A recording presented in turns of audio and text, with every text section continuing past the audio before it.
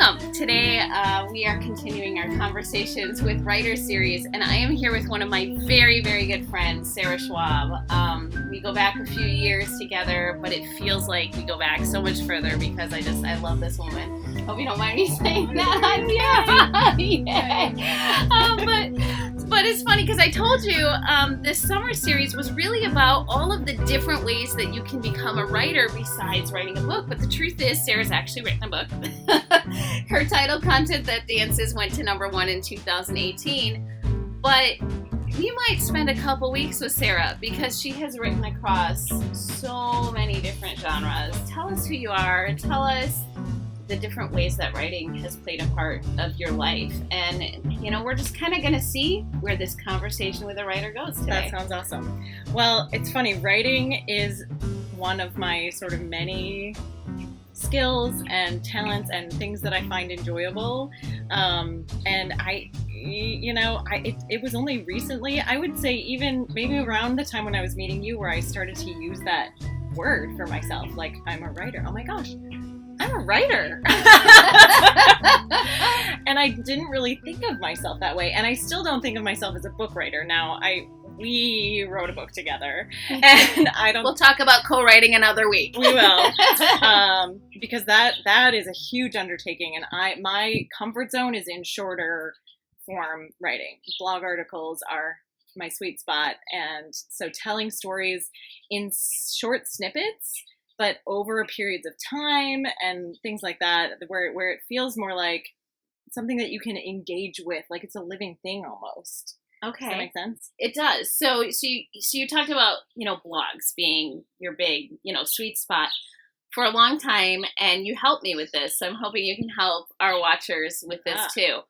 Blogs, newsletters. I don't know about y'all, but I was constantly okay, wait, but isn't that my newsletter? She's like, no, that's your blog. So talk to me about what is the difference between a blog and a newsletter. Right. And it gets even more complicated than that. So to me, a blog article is an article. It's a written piece. It's 500 to 1,200 words, give or take, depending on your platform.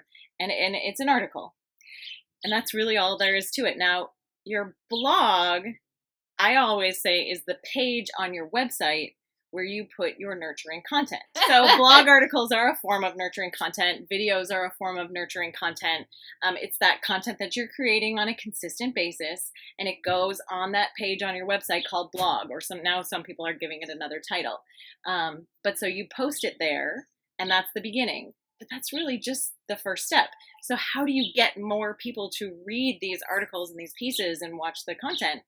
And the answer is all sorts of different things. That's where your newsletter, your social media, your, other marketing connections that you have to share that content, to post it in all those other different places. So you take that piece of content, that blog article, and use it on all, share it on your platform in all those different ways. Okay, so what would make a great subject for you for a blog article? You personally, Me Sarah Schwab, personally? something that you personally would consider a great, I want to do a blog article on that.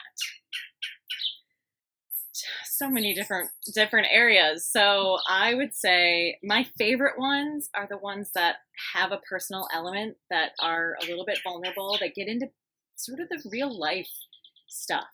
And if I can, weave it into a business topic or a content topic or whatever, great. But some of my favorite ones that I've written involve sharing some of my dance journey. And they involve sharing some of just my personal growth journey or books that I've read. I love book review blog articles. Sure. That's a great one for people who are readers and writers. Or if you've watched a movie or something, I know your first guest was a theater critic. And so say you've seen a really great show, write a blog article about it. Yeah. And I think when you're sharing something that's real, something that just happened, real thoughts, real opinions, that's when it really kind of hits home for people. So why does that matter? So I'm just somebody out there in the online world. I'm out there in the cyber world, and Sarah Schwab, Reggie LaBerge, one of you guys is writing a blog. Why does it matter? Right. So blog articles are, like I said, part of nurturing content, which is part of a content marketing strategy. So what I write mostly, not so much books, but is what I call is in the area of content. So blog articles, sometimes opt-in pieces. You'll see, ebooks or people who do webinars and series and fun PDF worksheets and things like that. So all of that is designed to build your platform, to build your audience. The reason we create content, I think the reason anybody really writes is to reach people and to build an audience, to build that connection, to, reach another human being. And the internet allows us to do that. And that's what content marketing is all about. Well, one of the things that you just said that really struck me is that phrase, build an audience. And I think that there's this misconception out there that build an audience means I need to get 1,000 new followers or whatever. Maybe I need to get 100 new followers. But then the other piece that you said marries to that, which is that word connection. And to me, sometimes that audience, it might be an audience of one who needed to hear that message. And this is something that when working with you on Content That Dances, just to know Sarah's heart is to know that she just wants to make an impact in somebody's life with her words, and however those words come out. Tell me maybe one of those stories where you weren't sure that what you were doing was making a difference, but you heard you heard from that one person that you were like, I made a difference to her, or I made a difference to him. I'm gonna tell a couple if I can. Please go. So I'm gonna go back before any of this was even business related, because for me it started off as a kind of a passion project. I'm back in the passion project world now.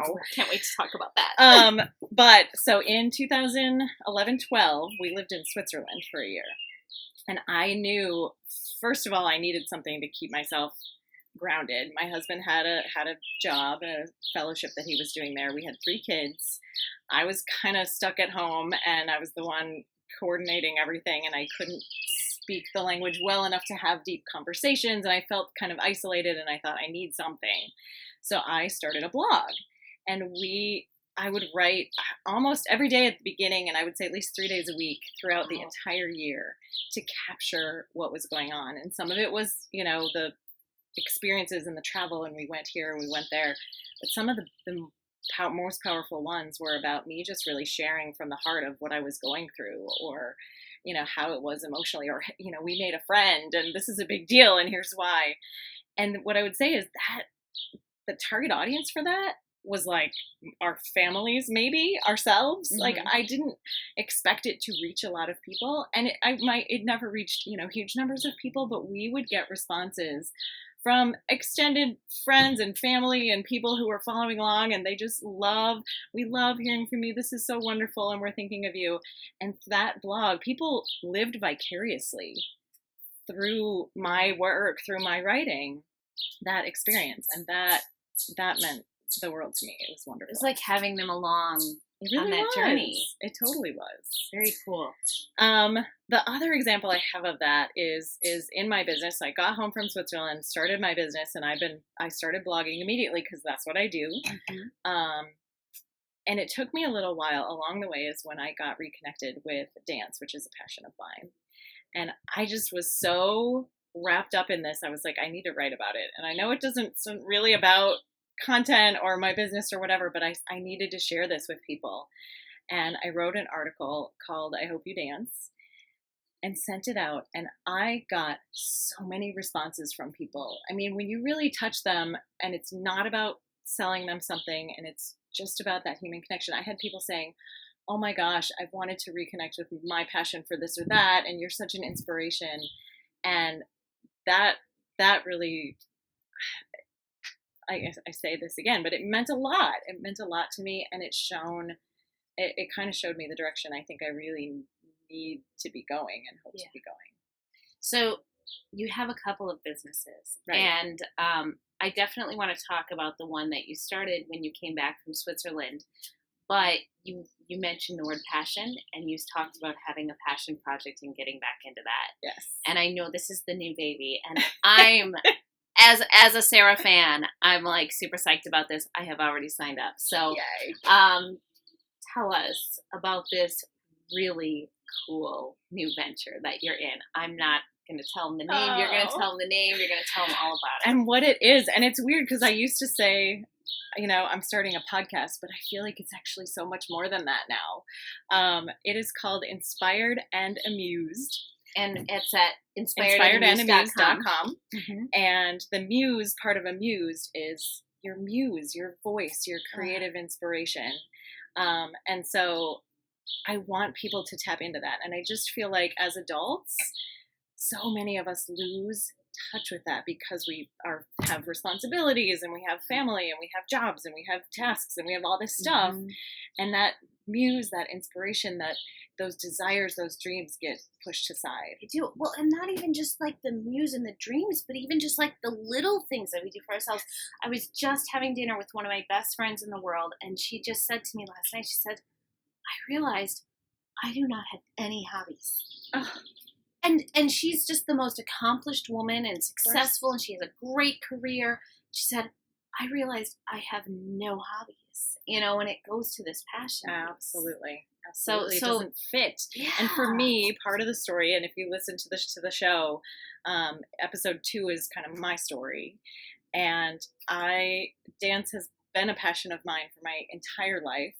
And my life got really full too. It was around when we had a couple of kids and my husband was doing medical training, and I couldn't fit it in.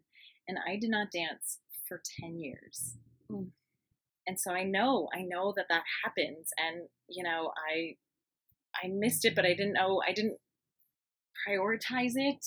We just don't think it's important anymore or whatever. For me, it was a fortuitous situation where it came back around because I won dance lessons in a raffle at like a fundraiser event. And so I walked back into this dance studio and I thought, oh my gosh, I'm back. I'm home. I can't let go of this again. I need to figure out a way to keep this in my life. So I'm going to pause and put that challenge out to our watchers. Where are you home? What do you need to get back to right now? I want you to think about that. And maybe writing is something that can help connect you to that. But just think about that. What's that muse for you? So, well, and so the writing piece of it, and a little more inspiration that you guys could get if you're interested, is I created a companion series that's part of Inspired and Amused, and it's called Messages from Your Muse.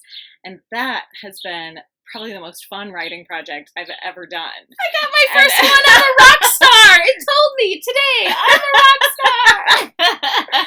Well, I hope you enjoy them. It is so much fun. They're short, and they're, some of them are funny, and some of them are inspirational, and some of them are going to push you a little bit, and I think the muse does all of those things kind of depending on what you need.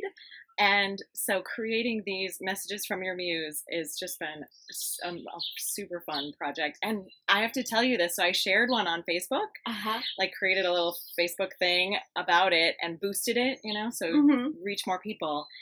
And people just respond so positively to this. I think there's a need out there. Like the number of people who liked it and loved it and whatever, almost a third of them have shared it, shared it back to their page or to their people or whatever. Mm-hmm. And that, again, that just tells me that it's resonating with people. So, well, and one of the neat things is there are so many things that are posted, reposted, shared online.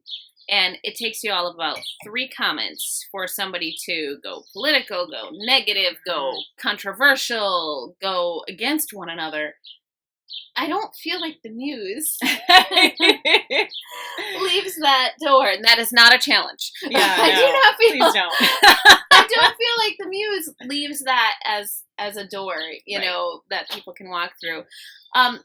You say the muse does this. You say sometimes the muse pushes us. Sometimes the muse inspires us. Sometimes it makes us laugh and just feel, something. And always the muse makes us connect. So creating these little pieces, I do these exercises with my writers called block breakers, where it's like, just get the mind flowing. Just break down the synapses so that the mind is open. And I feel like your muse does that in a lot of ways too.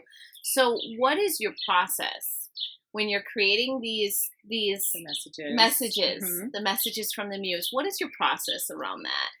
So, and how long did it take you? Because there's had a quite lot a of bank them, before and you... I have to stay on top of it. But Yeah.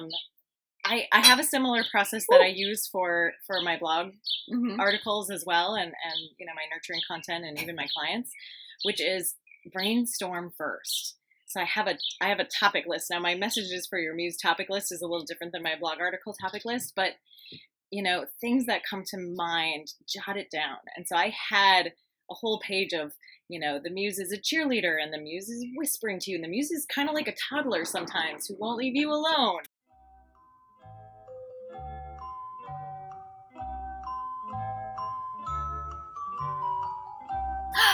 And we may have a guest.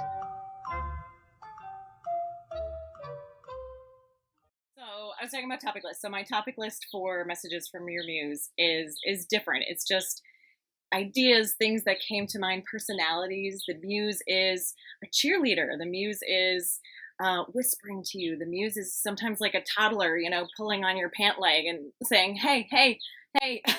Give me some attention. This is the thing that needs attention right now. And so I would just have these little inspirations. And in this case, I only need a few sentences really about each one and turn it into something. So when I first sat down, I think my goal was to do 30 of them. And then what happens, I don't know if this happens to everybody else, when you get started in writing that's when more ideas start to come. So it's like I simultaneously have my writing document open and my idea document open.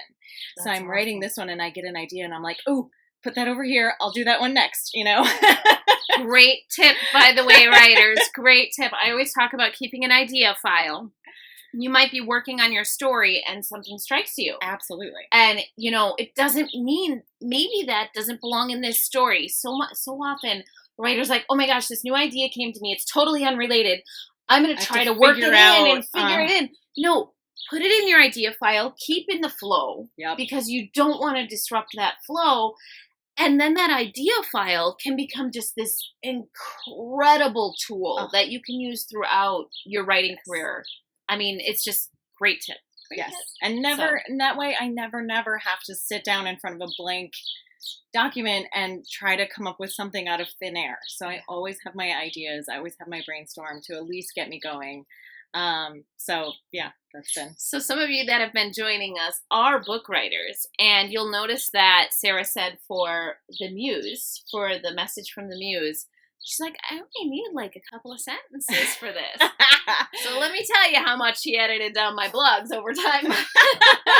But really, there is a truth to, if you are a writer, if writing is what you naturally do, then you're actually a little bit verbose. I've been told this more than once in my life, and it's okay because I recognize that about myself. So talk to us about when you're having to really drill down and say, all right, what is the point? Yes. Reggie, what is the point you are trying to get across? I've never heard this. What is the point you're trying to get across? And she will take my words and she will cut them in half.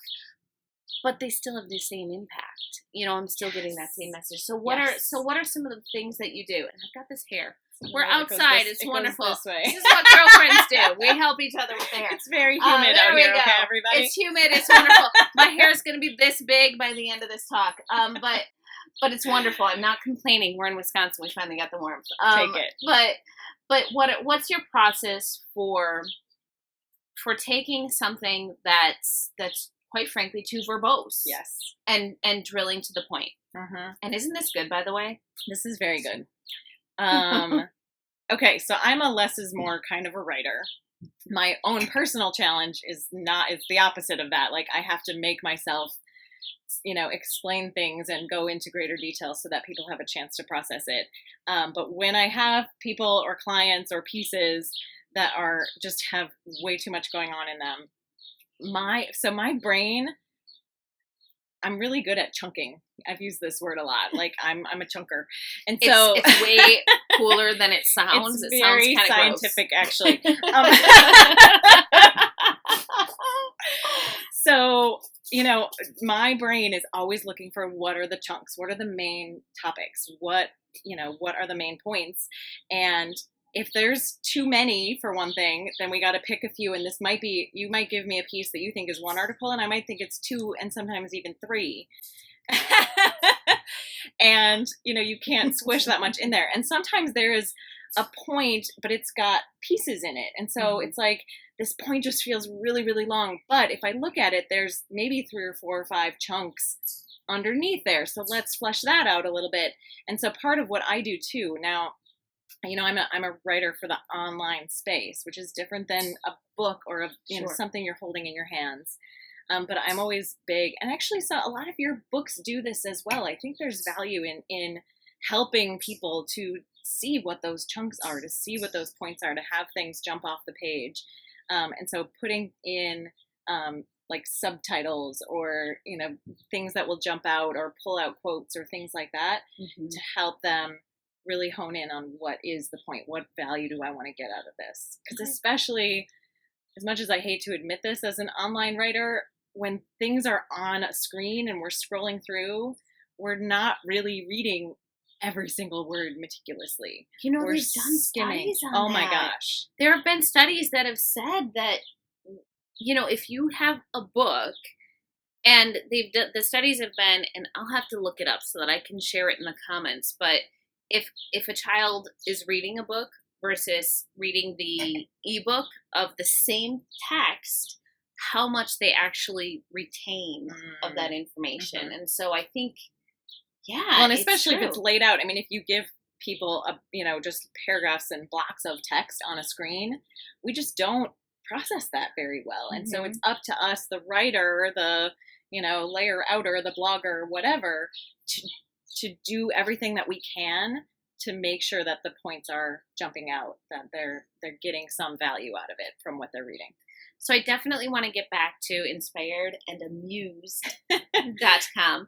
But you're talking about blogs now. You're talking about content. So tell us a little about the other business that you have been running for quite some time. Yes, this is my core business. It's called Content Creation Coach. And so that is where I help people with this, exactly what we're talking about. Blog articles, email newsletters, nurturing content, catalyst content, funnels, all that kind of fun stuff with the intention of giving first, giving value, building those connections, building that trust, building relationships. That's my approach. It isn't just, to me, originally the old school thinking is SEO and keywords and slam this so that you land on Google. And then it's just, after a while, it's noise.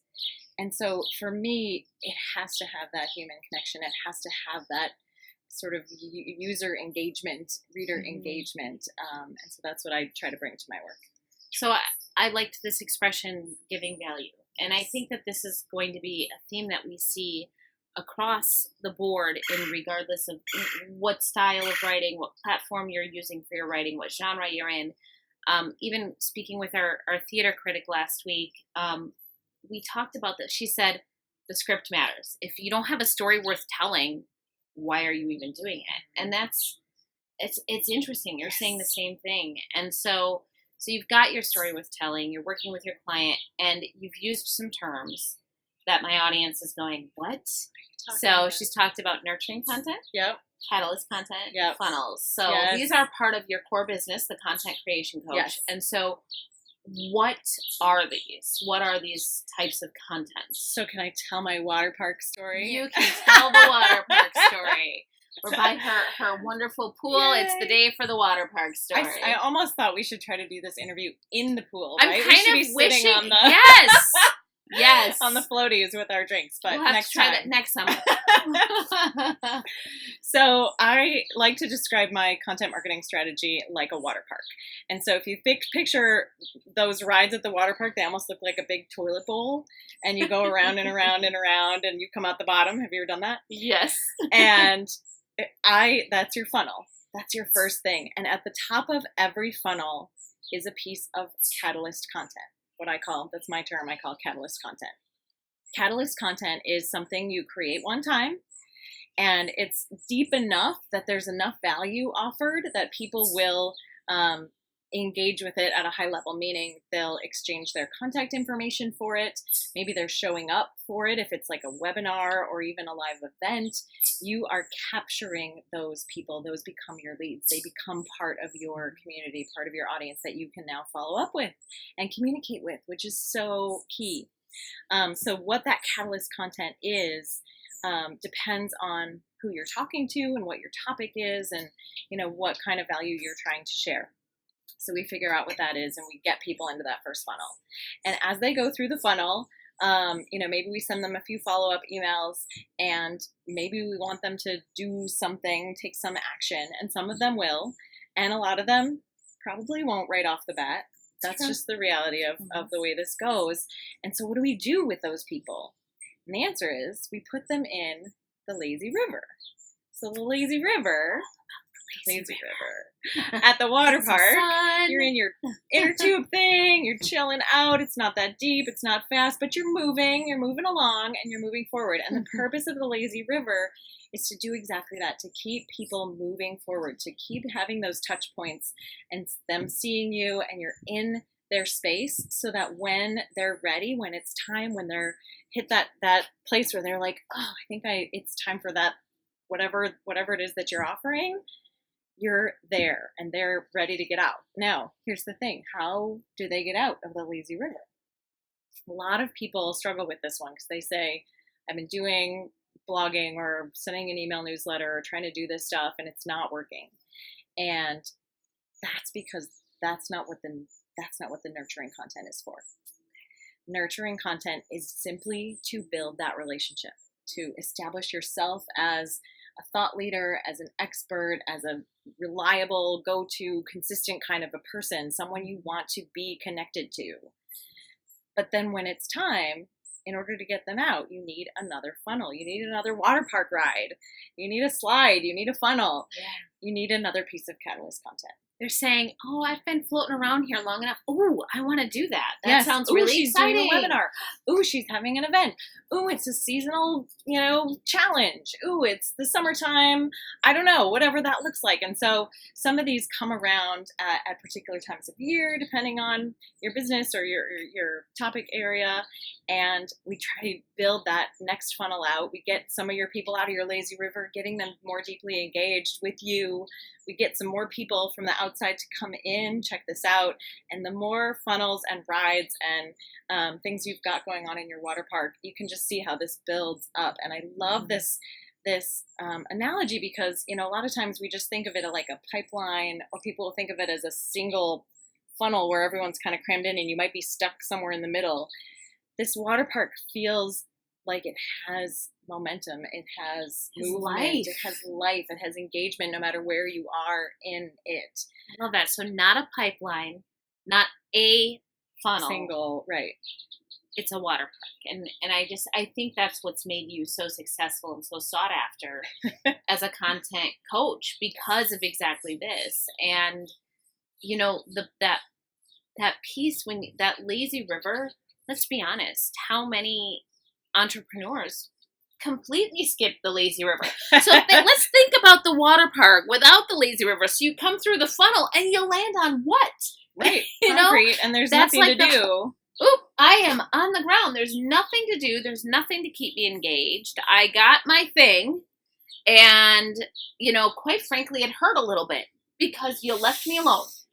Afterward. Yep. And so, I love this water park analogy. I genuinely believe it's a big piece of what's made, content creation coach successful. I think I think a lot of the people from the lazy river have looked at Inspired and Amused and said, I want more. Yeah. And they've hopped on board with that as well.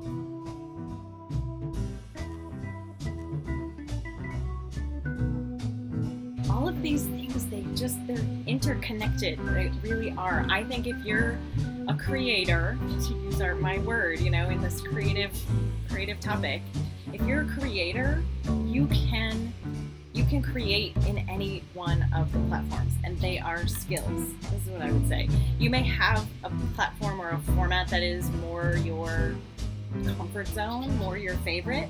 You you'd like to just sit in front of your computer and write, and getting in front of a video camera is a little uncomfortable. But the content is there, the ideas are there, the creative message is there. It's the same thing. And getting yourself, doing it in different ways is simply a matter of practice and exposure and doing it. And I've got this hair. We're outside. It's wonderful. This is what girlfriends do. We help each other with the hair. It's very humid out here, okay, everybody? It's humid. It's wonderful. My hair is going to be this big by the end of this talk. But